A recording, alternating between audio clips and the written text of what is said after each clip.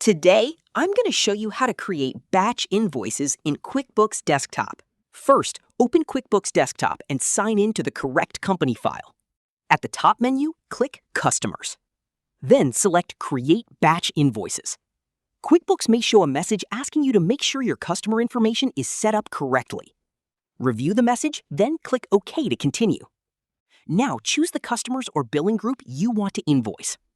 Select a customer from the list, then click Add. Repeat this for each customer you want to include. Once all the customers are added, click Next. Now choose the invoice date.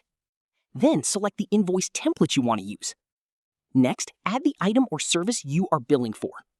Choose the item from your item list or add a new item if needed. Enter the description, quantity, rate, and amount. QuickBooks will apply the same invoice details to each customer in the batch. If needed, add a customer message.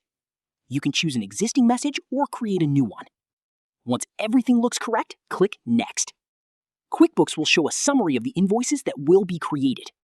Review the customer names, invoice date, items, amounts, and tax details. If everything is correct, click Create Invoices. After the invoices are created, you can print or email them if needed. And that's how to create batch invoices in QuickBooks Desktop in 2026.